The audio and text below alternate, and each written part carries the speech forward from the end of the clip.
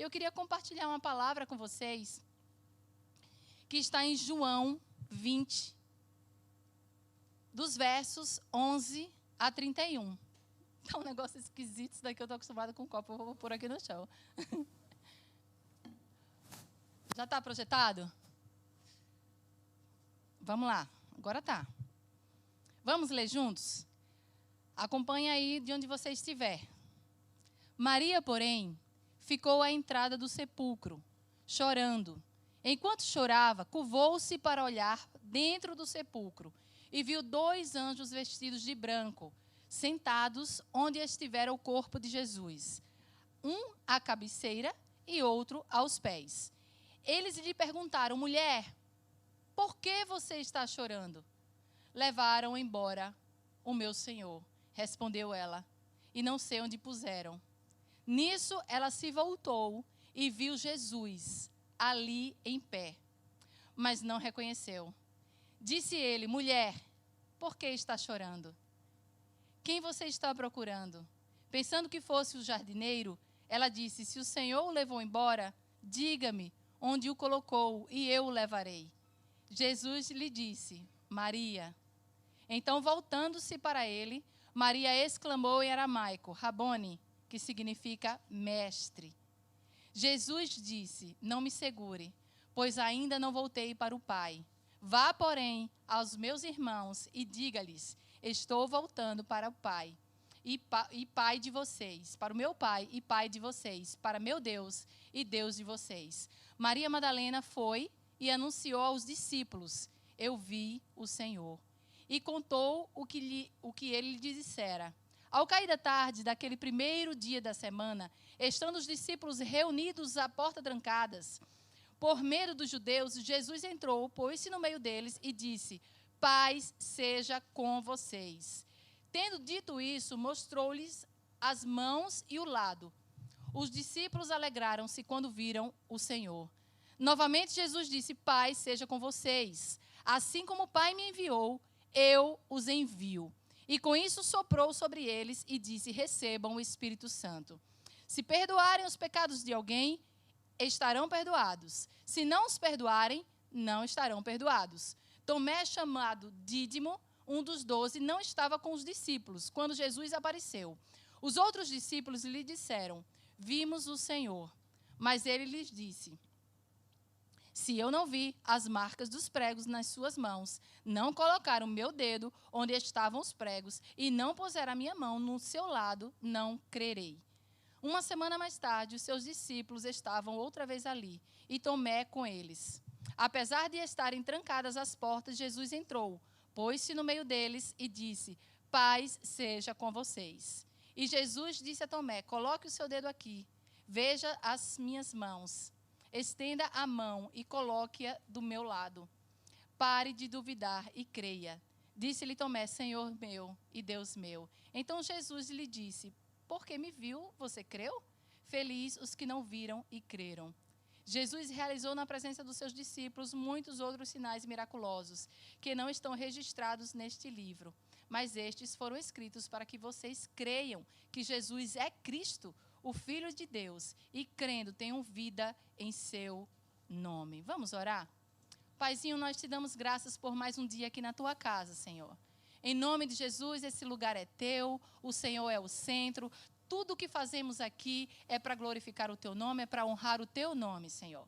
Nada disso daqui faz sentido se não for a tua presença, se não for o teu Espírito, se não crermos que a tua palavra é a verdade. É por isso que nós abrimos a palavra e falamos sobre a palavra, proclamamos a palavra e esperamos ansiosamente que essa palavra transforme a nossa vida, transforme os nossos corações, transforme as nossas mentes. Senhor, Espírito Santo, teu é esse lugar, Senhor, me usa. Eu sou um vaso pequeno, frágil, humano, cheio de falhas, mas eu sou tua, Senhor. Que o Senhor possa usar a minha boca para falar as palavras que estão no teu coração. Nós te pedimos isso e nós oramos em nome de Jesus. Amém. Acenda a luz um pouquinho que eu quero ver os irmãos. Isso, tá ótimo. Essa passagem aqui, vocês reconhecem com certeza, está falando sobre a ressurreição de Jesus.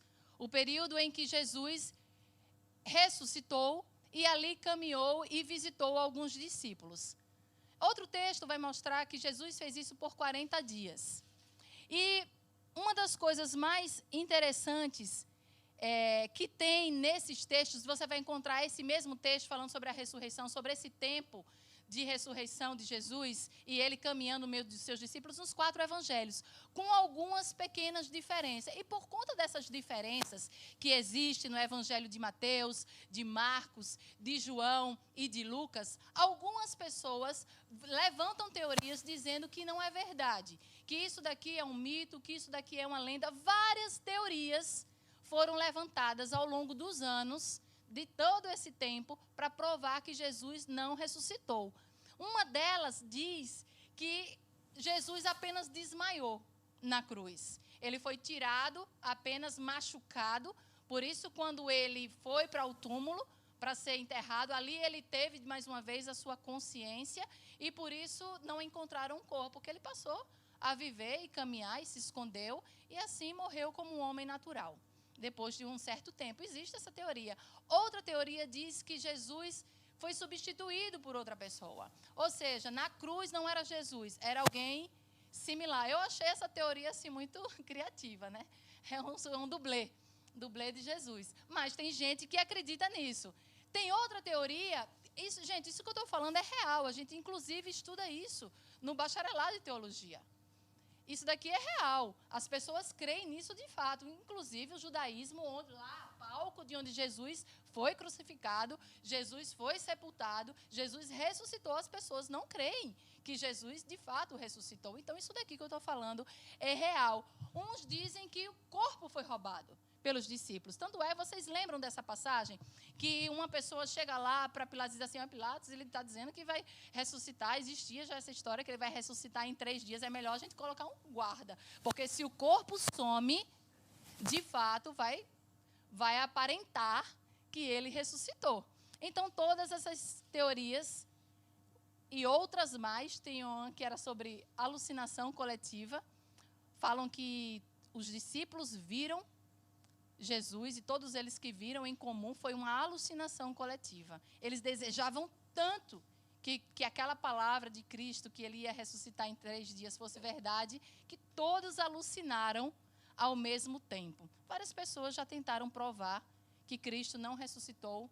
Você já deve ter visto algum filme. Quem já assistiu aquele Em Defesa de Cristo? Alguém? Em inglês é The Case of Christ. Já assistiu? Assista, é bom. E, se eu não me engano, depois eu venho aqui dizer se é verdade ou mentira. Se eu não me engano, é real aquele filme. Foi feito por uma pessoa, um jornalista, que foi realmente investigar e ali ele se converte. As pessoas que vários teólogos foram investigar. Documentos, arqueologia, documentos passados, provas, evidências, documentos históricos, para provar que Jesus Cristo não ressuscitou. E essas pessoas, elas se converteram a Cristo. Hoje elas pregam, pessoas que já fizeram vários livros. Depois eu trago para vocês alguns nomes aqui, porque eu não quis colocar para não ficar muito extensa a pregação.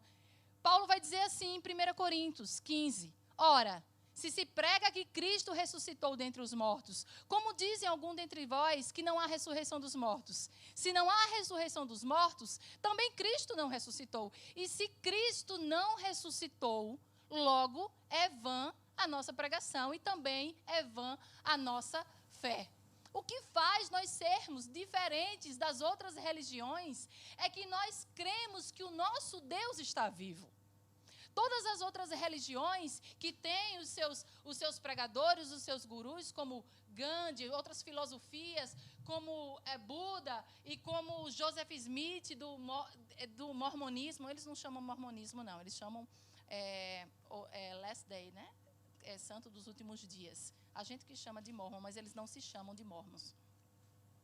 Todos esses homens que foram tidos como deuses, profetas, todos eles morreram.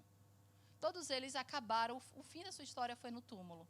Só o cristianismo crê em um Deus que está vivo, Um Deus que morreu pelos nossos pecados e que ao terceiro dia ressuscitou, caminhou na terra e depois disso ele está à direita do Pai. Isso é o que faz diferença para nós. O próprio Paulo, ele teve um encontro com esse Cristo ressurreto. Apesar de viver na mesma época de Cristo, ele era um perseguidor dos cristãos. Ele era um perseguidor da igreja. Em um determinado momento da vida dele, esse Cristo ressurreto aparece para ele. E ele se converte, muda totalmente a história, ele passa a ser um pregador. Se você for olhar o Novo Testamento, 13 cartas Paulo escreve, maior parte do Novo Testamento é escrita pelo apóstolo Paulo, porque ele teve um encontro com esse Cristo ressurreto. Agostinho nasceu no norte da África, um jovem que era atormentado por uma incerteza de sua alma. Quantas pessoas aí fora têm vivido isso, têm buscado a sua esperança em outras coisas que não têm nada a ver com o Senhor e que não podem preencher a vida. É pornografia, é álcool, é amor, é sexo, é tantas outras coisas. Agostinho era uma dessas pessoas. Teve um encontro com Cristo e se tornou um dos maiores teólogos da história da igreja. Eu trouxe outras pessoas aqui. O capitão John Newton estava em seu navio de escravos quando foi acordado por uma terrível tempestade. Deus poupou Newton e a sua tripulação. E na manhã seguinte, mesmo com a tempestade ainda assolando, John Newton entregou a sua vida ao Senhor, abandonou o comércio de escravos e tornou-se um pastor e trabalhou para acabar com o comércio de escravos na Inglaterra. Deus usou aquilo que ele tão era contra, tão era a favor, que era o comércio de escravos, aquilo que dava o sustento para ele, mas que era algo que não agradava o Senhor. Levanta esse homem e esse homem passa a ser um combatente do tráfico de escravos. É incrível como Deus faz, Deus transforma a nossa história. Tem outra história que é de eu acho que a pronúncia é essa, Carmichael. Ela veio de uma boa família irlandesa no século XIX. Foi uma missionária cristã irlandesa na Índia e abriu um orfanato e fundou uma missão. Ela serviu na Índia por 55 anos e escreveu 35 livros sobre o seu trabalho como missionária. Essa mulher, ela tinha tudo vinha de uma família rica, poderia ser qualquer coisa que ela quisesse ser naquela sociedade, poderia ser uma mulher influente, e ela entrega toda a vida dela, 55 anos, na Índia, cuidando de crianças. Um encontro com Jesus que transformou a vida. Corrie ten Boom, filha de um relojoeiro holandês, ajudou a sua família a esconder judeus durante a invasão nazista dos Países Baixos na Segunda Guerra Mundial. Foi descoberta e lançada em um campo de concentração, onde liderou prisioneiros em estudos bíblicos, com uma Bíblia contrabandeada. Após a Segunda Guerra, ela estabeleceu um centro de reabilitação para sobreviventes do Holocausto e para aqueles que colaboraram com os nazistas. Quase que eu dizia narcisista, né, gente? Está tão na moda isso, né? Está cercando a gente. Milhares e milhares de pessoas. Deus tem ido ao encontro, tem transformado as suas vidas, tem chamado para a sua obra. Essas pessoas têm levado as boas novas ao mundo inteiro. Uma coisa elas têm em comum. Todas elas tiveram um encontro verdadeiro com Jesus. Um encontro capaz de transformar as suas vidas e de chamá-las para transformar a vida de outras pessoas. O que o encontro com Jesus fez na sua vida? Se você já teve um encontro pessoal com Cristo, o que a partir daí você tem feito? Deus transformou a sua vida, a presença de Jesus conectou mais uma vez você com Deus, agora você tem uma nova vida. Deus tem te chamado para transformar outras vidas, para participar dessa obra, de anunciar o Evangelho. E o que eu quero falar hoje é isso daqui, é sobre esse texto e os encontros que esse Cristo ressurreto teve com essas pessoas tão comuns, pessoas como eu e você. E revela tanto. Sabe por quê? Deixa eu explicar uma coisa para você. Você observar o que Cristo fez no período em que ele ressuscitou e ele caminhou aqui na terra, é muito importante, porque significa, vai revelar o que é importante para Cristo. Deixa eu dar mais, para ficar um pouquinho mais claro para vocês. Se vocês tivessem oportunidade hoje de ir para o Brasil, amanhã você pega a sua mala e você vai para o Brasil. Quem você vai visitar? O que você vai falar para essas pessoas? Que lugares você vai frequentar? Isso revela o que é importante para você. É verdade ou não é? As pessoas que você vai visitar, aquilo que você vai falar, os lugares que você vai frequentar, tudo isso vai dizer quem você é, o que importa para você, de quem você gosta, sobre o que você quer falar e comunicar para aquelas pessoas. Então, olhar para esse texto, e próxima semana eu vou falar mais 2 encontros, olhar para esse texto aqui que nós acabamos de ler, e é um texto tão longo, né, gente, para os dias de hoje, que a gente lê tão pouquinho. A gente lê 3 frases e a gente já fica cansado. Se você olhar com cuidado os encontros que Jesus fez quando ele ressuscitou, muita coisa vai ser revelada para você. E eu quero te ajudar nisso. O primeiro encontro que nós vemos é o encontro de Maria Madalena com Jesus ressuscitado. Está dos versos 11 ao verso 18. Maria Madalena, ela é encontrada aqui nesse texto chorando muito no túmulo. É interessante porque ela não conecta as histórias. Ela era sim uma seguidora de Jesus, mas ela não conecta. Ela acha que roubaram o corpo do Senhor. Ela chega ali naquele lugar, ela fica tão triste porque o seu Senhor, o seu mestre, aquele que foi responsável de transformar a sua vida, não está ali, está morto e ainda roubaram o seu corpo. É isso que ela pensa, é por isso que ela está chorando. Como é que essa mulher aparece na Bíblia? Presta atenção nisso. Essa mulher aparece na Bíblia em Lucas, no capítulo 8. Jesus tem um encontro com ela e essa mulher tinha 7 demônios. Ela estava possessa por 7 demônios. Jesus faz a expulsão dos demônios, liberta aquela mulher. E eu tenho certeza que vocês já estão aí lembrando de The Chosen. Não é isso? Está todo mundo. Agora é a teologia das pessoas. Ninguém lê a Bíblia mais, agora é The Chosen. Você já está lembrando do encontro impactante que foi de Jesus com essa mulher?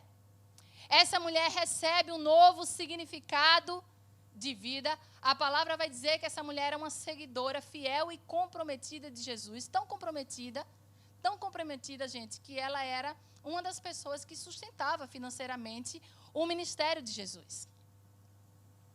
O nome dessa mulher, para você ver como ela se tornou relevante para a obra, aparece 12 vezes, o seu nome. Aparece 12 vezes mais do que o nome de qualquer outra mulher nos evangelhos. Mais do que o nome até de muitos apóstolos. Essa mulher participa da crucificação enquanto outros discípulos fogem, não estão lá vendo Cristo ser crucificado. Essa mulher está lá, ela participa do sepultamento de Jesus.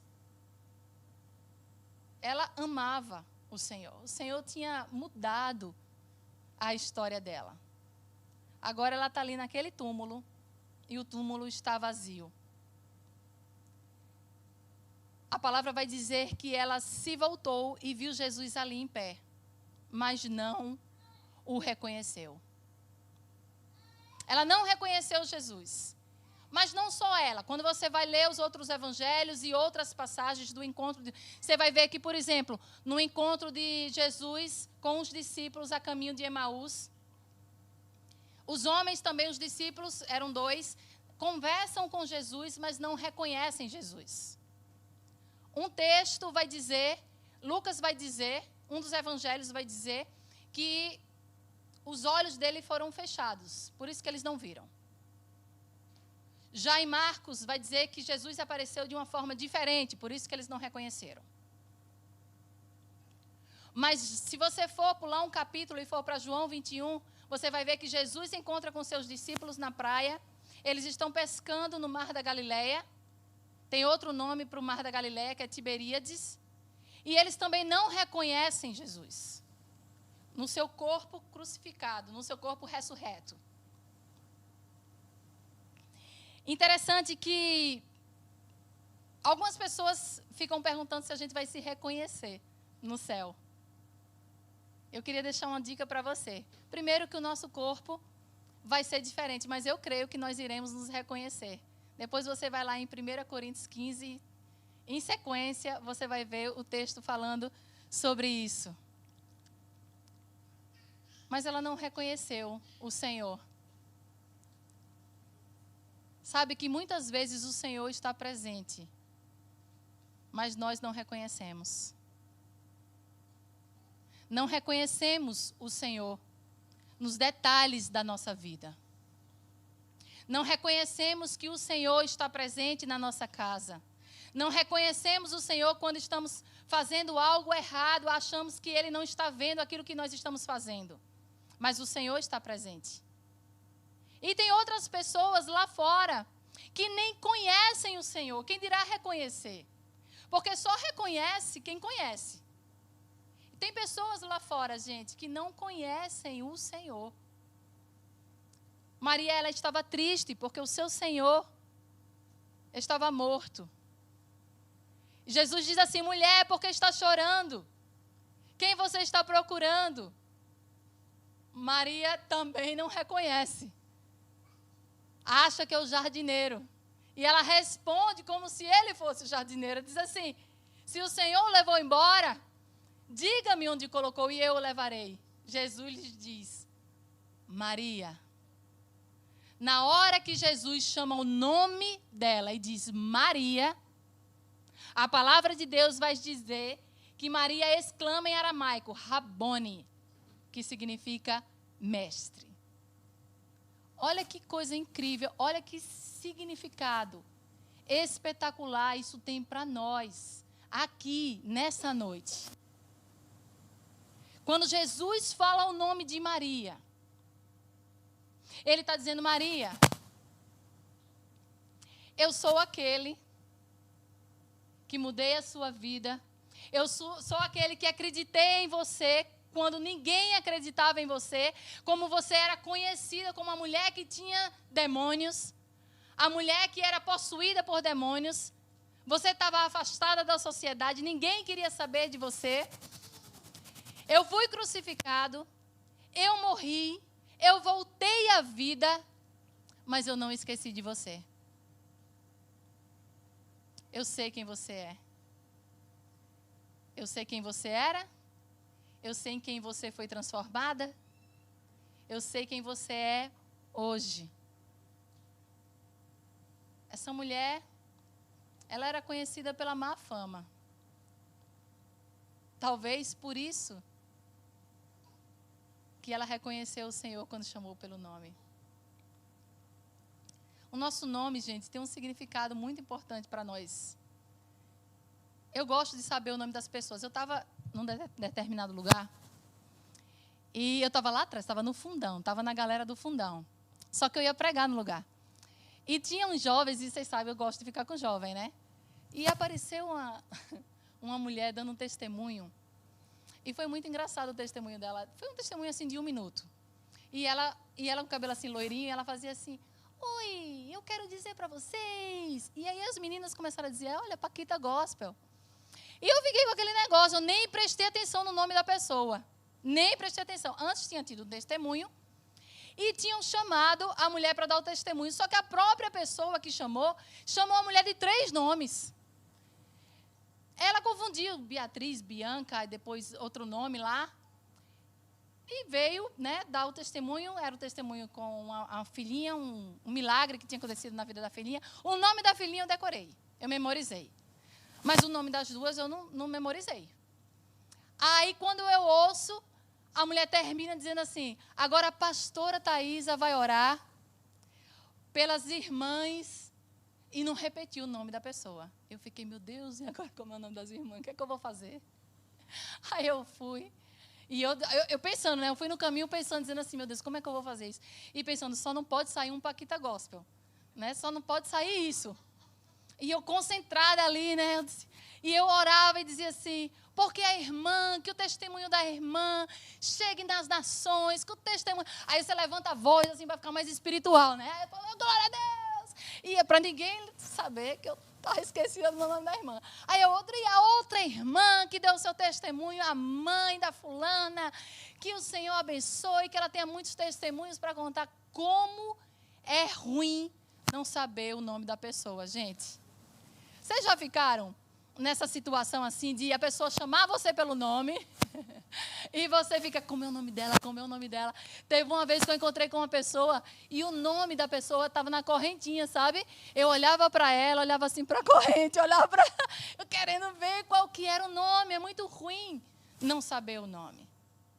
E não é incrível que o Senhor saiba o nome de cada um de nós? Não é incrível isso? Você se sente privilegiado de saber que o Senhor sabe o seu nome. Quando você se acorda, Ele fala assim, minha filha amada Rose acordou. Olha que bênção, olha como ela come direitinho, ó. Que maravilha saber que o Senhor sabe o nosso nome. Isso significa que o Senhor nos dá valor. Nós somos preciosos e valorosos para o Senhor. O Senhor falou isso, Ele disse, olha, eu chamo as ovelhas pelo nome. As ovelhas que são minhas, elas escutam a minha voz. Apocalipse 2:17 diz assim, quem tem ouvidos, ouça o que o Espírito diz às igrejas. Ao vencedor eu darei um maná escondido.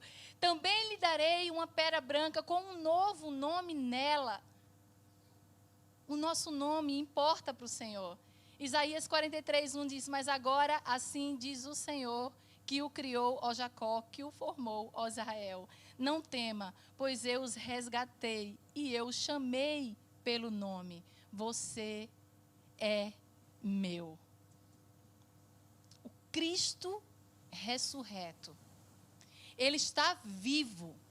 E Ele conhece cada um de nós. E Ele está vivo. E Ele está perto. Rodrigo, você agora cumpriu a profecia. Você disse que vê a hora eu cair nessa calça. O cadastro acabou de desamarrar aqui. Ele fala que não consegue prestar atenção na pregação. Porque eu fico andando para lá e para cá. Ele fala, ela vai tropeçar, ela vai tropeçar. O nosso Cristo está vivo. Ele está perto. E Ele nos conhece pelo nome. Ele não é um Deus que está distante. Ele é um Deus que está perto de nós. Sabe o que isso significa, Fabi?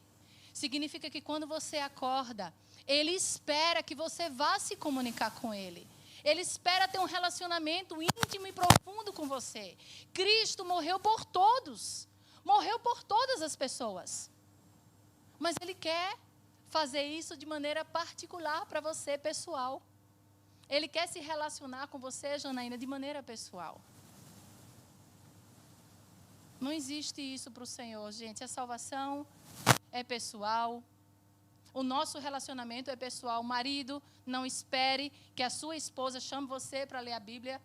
Mulher, não espere que o seu marido, não, ele não faz nada, eu também não faço, a gente não tem tempo para fazer isso. Não espere, é maravilhoso a família se juntar para ler a palavra de Deus, mas tem o seu relacionamento pessoal. Não espere, meu querido, ser chamado pela sua esposa para vir para a igreja. Relacionamento pessoal e íntimo com o Senhor. O Cristo ressurreto quer ter um relacionamento pessoal com você. A palavra vai nos dizer que o choro se transforma em alegria. Maria fica tão feliz. E Jesus diz assim para ela, não me segure, pois eu ainda não voltei para o Pai. A gente não sabe a cena, mas a gente imagina, ela deve ter se derramado aos pés do Senhor, ter agarrado nas pernas dele, de felicidade, de alegria, porque o seu Senhor, que transformou a sua vida, estava ali. E Jesus diz uma coisa que parece até grosseiro. Diz assim, olha, não me segura. Sabe o que ele está dizendo? Eu sei que é bom, mas tem mais coisa para acontecer.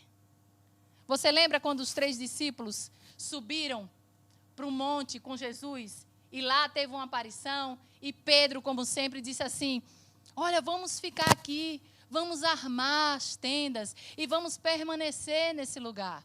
Está tão bom e é tão bom vir para a casa do Senhor, é tão bom estar na presença de Jesus. Mas o que Cristo disse aqui, nesse momento, ele completa a frase dizendo: vá e seja uma proclamadora da minha ressurreição. Vá e diga aos meus irmãos que eu estou indo para o Pai. Vá e diga a eles que eu vou encontrar com eles e eu tenho algo para falar com eles. Queridos, Jesus encontra com Maria e coloca Maria em uma missão. Muitas vezes a gente quer ficar nesse mundo, né, de igreja, de irmãos, e temos falado tanto sobre isso, não é verdade? A gente quer ficar aqui, não quer que ninguém mais venha, porque aí vai atrapalhar a nossa comunhão, a gente tem que, né? É difícil sair da bolha, não é verdade? É difícil sair e conhecer novas pessoas, porque você precisa se doar, você precisa dar atenção, não é assim? A gente gosta de estar com os nossos queridos íntimos. Jesus, ele manda Maria ir. Chama Maria para ser uma anunciadora de sua ressurreição. Segundo o encontro dos discípulos com Jesus ressuscitado. Jesus vai ao encontro daqueles discípulos. A palavra diz que os discípulos estavam reunidos e de portas trancadas, com medo dos judeus. Eles não sabiam o que ia acontecer. Se eles acabaram com o líder, que era Jesus, ficou fácil acabar assim com seus discípulos.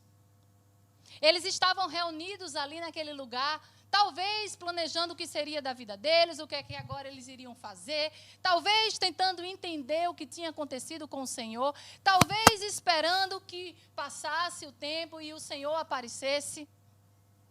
Mas a palavra vai dizer que eles estavam com medo. E porque eles estavam com medo, eles estavam ali juntos, recolhidos naquele lugar. Milagrosamente, Jesus aparece no meio deles. E talvez eles pensaram que era um fantasma. A primeira palavra que Jesus diz é Shalom, paz. A paz seja com vocês. Ainda assim, eles não reconhecem. Ainda assim, eles ficam tentando entender o que significava aquilo. O príncipe da paz, ele chega naquele lugar, as pessoas não reconhecem, e você sabe que Jesus sempre foi anunciado como príncipe da paz. Ele fez a paz acontecer entre Deus e os homens. Ele nos reconciliou de novo com Deus e por isso somos capazes de estarmos aqui juntos em paz. O cristão é para viver em paz. A paz é para estar na casa do cristão. A palavra nos chama para sermos pacificadores. Meu querido, se você é briguento, vá orar mais. Peça ao Senhor discernimento, sabedoria para viver uma vida em paz. Não existe crente no meio de confusão, não. Discípulo de Jesus. Crente até tem, viu, gente? Porque crente é crente, né, gente? Mas discípulo de Jesus, aprendiz de Jesus, tem que viver em paz. Jesus, ele começa a mostrar o corpo ressurreto, que pode ser tocado, manuseado, traz as marcas das feridas. E por não crerem ainda, assim diz a palavra, um não reconhece. Maria não reconhece. Esses aqui vendo, também não creram. Tão cheios estavam de alegria e de espanto, eles lhe perguntou: vocês têm aqui algo para comer? Deram-lhe um pedaço de peixe assado, e ele o comeu na presença deles. Jesus participa ali daquela refeição, e com certeza absoluta tem algo muito especial na mesa. Por isso nossos encontros na casa são chamados de na mesa. Gente, tem acontecido tanta coisa incrível. Se você não sabe o que é na mesa, eu vou gastar 2 minutos falando o que é que é. O que as pessoas chamam de célula, nós chamamos de na mesa. Por que na mesa? Porque a nossa intenção é ter ali um momento de intimidade com os irmãos e de intimidade com o Senhor. Tem chegado ali naquele lugar pessoas que não vão para a igreja. Na sua casa é mais fácil das pessoas irem se achegarem. Elas conseguem abrir o coração. Elas conseguem ter um momento de comunhão verdadeira com você. Aqui na igreja é um pouco mais difícil de uns conhecerem os outros, não é verdade? Na casa é mais fácil disso acontecer. E tem uma pessoa que tem ido na minha casa que é impressionante o que o Senhor tem feito na vida daquela pessoa. Nós terminamos o tempo orando, fazendo os pedidos de oração, e toda vez o pedido dela é respondido na próxima semana. Ela já manda uma mensagem para você: olha, eu vou te contar uma coisa, mas só na quarta. Ainda bem que eu não sou curiosa. Eu espero a quarta-feira. E tem acontecido de uma maneira, assim, impressionante e extraordinária. Eu fico olhando assim, tem coisas que eu oro, tem 20 anos, e para ela Deus responde toda semana. Sabe por quê? Isso não é Bíblia não, isso é Thaísa, tá? Thaísa é quem está falando. O que eu acho. Lá no comecinho da minha caminhada, o Senhor também me respondia dessa forma. Porque as pessoas que estão começando a caminhar com o Senhor, elas precisam de mais agilidade, porque o Senhor, elas estão abertas a receber o Senhor, e o Senhor quer se revelar para elas, para que a fé delas seja motivada, seja encorajada. Agora, a gente que é cristão maduro, o que acontece? A gente fica ali de molho, que é para ter a perseverança. É isso que acontece. E ela tem tido várias respostas ali na mesa. Existe algo especial. Eu já faço um convite para vocês. Já abriu na mesa na casa da Carolyn, que foi uma bênção. Foi uma bênção, Jana? Lá? Também você não vai dizer que não foi, né? Mas um tempo especial teve dos adolescentes lá em Dr. Phillips e aqui em Windermere. Tem na minha casa, quarta-feira. Cada vez é um horário diferente. Eu tive uma mesa especial com a Jana. A Jana me convidou para um café na casa dela. Nós tivemos ali um tempo maravilhoso. Eu tive que comer por mim e pelo Rodrigo, porque o Rodrigo não estava. É muito especial e o Senhor faz isso. O Senhor que era conhecido como um glutão, porque ele gostava de estar na mesa com as pessoas. Ele gostava de compartilhar um alimento. Aqui ele faz a mesma coisa. Mas ele diz uma palavra. Aliás, ele diz uma frase. Ele diz assim, ó: assim como o Pai me enviou, eu os envio. De novo, o Senhor com essa história de enviar. A gente só quer ficar com Jesus. Vamos ficar quieto, na mesa com Ele, usufruindo da presença dEle. É tão bom a gente ficar ali naquele charamanaia. Né? Só a glória de Deus aqui, ó, passeando. Não é assim? É uma coisa boa. Quando eu tenho meu tempo de oração, não tenho vontade nem de ir para fora de casa para não me contaminar. Porque aí os irmãos começam a fazer raiva, você já perde a espiritualidade, né? Porque a gente gosta de ficar ali na presença do Senhor. Ali na presença do Senhor, gente, não tem problema. Na presença do Senhor não tem confusão. Na presença do Senhor não tem murmuração. É só a gente que murmura com Ele mesmo, né? Na presença do Senhor não tem conflito. Ninguém faz raiva. É bom demais estar na presença do Senhor. Mas o Senhor diz assim, olha, assim como o Pai me enviou, eu os envio. A chamada, a missão. Vocês entenderam isso? O Cristo ressurreto, as palavras que Ele fala, os encontros que Ele faz, Ele vai dizendo aquilo que é importante para o seu coração. Ele deseja a paz. Ele quer realmente se mostrar, se revelar para aquelas pessoas, mostrar a sua identidade, mostrar que Ele é real. Porque, primeiro, não tem como uma pessoa ser enviada se ela mesma não acredita. Não é verdade? A gente às vezes fica aqui, não, você precisa falar de Jesus, você precisa falar de Jesus, mas a pessoa não tem Jesus na vida dela. Como é que ela vai falar de Jesus? Então ele mostra ali as feridas do corpo dele. Para que aqueles que estavam ali, os seus discípulos, crescem. A partir disso que eles creram. Assim como o Pai me enviou, eu os envio. Esse foi o segundo encontro. E o terceiro e último encontro para nós encerrarmos é o encontro de Tomé com Jesus. A palavra vai dizer que Tomé não estava nesse primeiro momento, que eu acabei de compartilhar. Depois de uma semana, os seus discípulos estavam mais uma vez reunidos e Tomé estava com eles. Olha como a Bíblia deixa claro a importância de Tomé naquele ambiente, naquela sala. Olha como deixa evidente para nós que existe algo especial nessa palavra. E Jesus disse assim a Tomé: coloque o seu dedo aqui, veja as minhas mãos, estenda a mão e coloque-a no meu lado. Pare de duvidar e creia.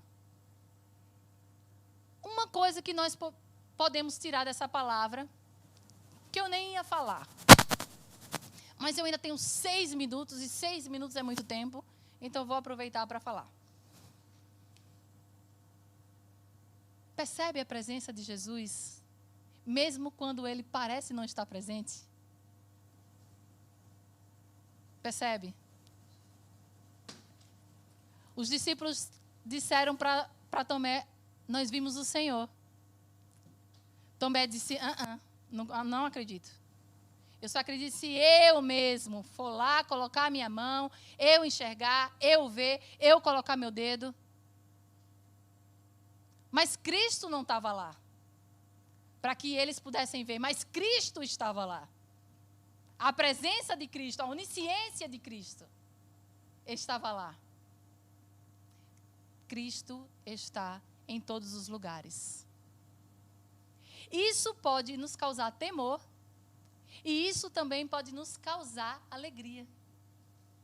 Saber que Cristo está com você quando você acorda, quando você toma café, quando você está no carro, quando você vai para o trabalho, na sua prova, Emily, Cristo está com você. Peça ao Senhor. Eu falo assim para os meus filhos: peça ao Senhor para mostrar, assim, direcionar você a estudar aquilo que vai cair, porque Ele já sabe o que vai cair. Ah, será que Ele se importa com isso? Ele se importa, gente. Eu era, advogada, que eu não sou nada na vida. Mas eu era advogada e eu fui fazer a prova da OAB. E eu, naquele tempo ali, me chamaram para coordenar um acampamento de carnaval. E era uma loucura, e era na minha casa. Eu morava numa chácara, ia 150 pessoas para aquele lugar. E todos os anos eu era coordenadora, mas nesse ano eu pensei em dizer assim: não, nesse ano não dá não, porque o carnaval ia acabar na quarta-feira, aquela bagunça na minha casa, e a minha prova ia ser no domingo. Eu falei assim: não, aí é demais, eu acho que Cristo pode me liberar dessa. Mas aí eu fiquei com aquilo no coração, eu falei assim: não, mas eu vou estar preferindo a prova a Cristo, aquele negócio de crente, né, gente, que a gente fica assim. Eu falei assim: sabe de quê? Eu vou ser coordenadora assim. Só que eu fazia as programações e eu corria. Eu tinha um copinho assim, com todos os temas, eram uns 20 temas. Aí eu fazia a programação, corria para o meu quarto, para o escritório, puxava um papel, aí tinha lá, apelação. Aí eu vou fazer uma apelação, fazer uma apelação rápida. Aí errei isso. E assim eu fui fazendo. Eu falei: Senhor, se não for o Senhor para essa prova, eu nem sei o que é que vai acontecer. Você tinha que fazer uma petição, né? Você tinha que fazer um pedido para o juiz, que ia sair na hora, ia ser sorteado na hora, e tinha 5 questões. Emily, como dizem aí os coaches, pega essa chave. Não perca essa, estudantes. Não perca essa, estudantes, aqui na frente.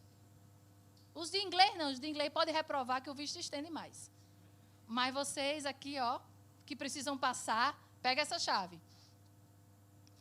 E eu disse: Senhor, se o Senhor não me mostrar aqui o que é que vai cair nesse lugar aqui, olha, vai dar zebra, eu não vou passar não.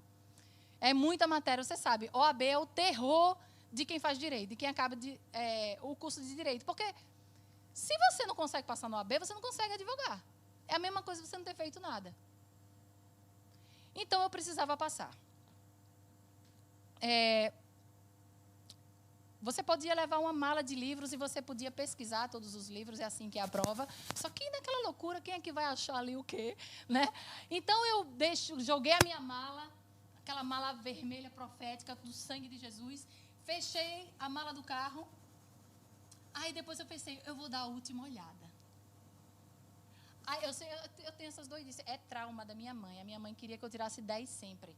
Então, eu fiquei uma pessoa traumatizada com o estudo. Abri a mala, abri assim, ó, o livro. Prá. Aí, olhei uma questão. Prá, olhei outra questão. Gente, eu não vou estar mentindo nesse púlpito. Das questões que eu olhei assim, fazendo assim, assim, assim e assim. 5 questões. 4 foram as que eu olhei. De última hora. Precisa dar glória a Deus, não. Tá? Mas é verdade. Presença de Jesus.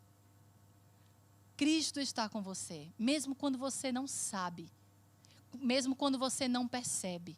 Mesmo quando você não reconhece. E Ele se importa com os pequenos detalhes da sua vida. Ele se importa. Sabe aquele cliente que está chegando? É Deus quem está mandando, porque Ele sabe da sua necessidade. Gente, a gente fica muito preocupado com esse negócio de conexões e de conexões. Aí você vai se enrolando com gente que não é para você se conectar. Deixa Deus fazer na sua vida, querido. Deixa Deus fazer. Jesus estava presente na dúvida de Tomé e quando Ele fala para Tomé, Ele fala exatamente a dúvida de Tomé. Fala assim, você não queria colocar o dedo? Então, coloca aqui. Veja as minhas mãos. Coloca o dedo aqui na ferida. Onde a lança entrou. Onde o soldado lá na cruz colocou uma lança aqui. Tomé, ele mostra suas dúvidas. Que ali estava o Cristo ressurreto. Jesus não fica ofendido com as nossas dúvidas e incertezas, porque Ele quer se revelar. Ele quer que você creia. É importante para o Senhor que você creia. Se você não crê, como é que você vai cumprir a sua missão? Você precisa crer. Precisamos ser honestos diante de Deus e pedir a Ele se revele a nós. E Ele se revela. Só que você precisa ser sensível, porque Ele se revela de diversas formas. Para Maria, ela equivocadamente achava que Ele era um jardineiro. E Ele se revela chamando Maria pelo nome. Para os discípulos, que pensavam que Ele era um fantasma, Ele não chama os discípulos pelo nome. Ele pede para comer com eles. Olha que coisa incrível. Para Tomé, que não acreditava em Cristo de jeito nenhum, que Ele tinha ressurreto, Ele pede para tocar em suas feridas. Queridos, essa é a mensagem que eu queria trazer para vocês, uma mensagem que estava no meu coração. Eu orei e pedi ao Senhor, Senhor, o que o Senhor deseja que os irmãos escutem essa noite? Cristo ressurreto. Ele está vivo. Ele está perto. Ele conhece você, cada um de vocês, pelo nome. Pessoas comuns.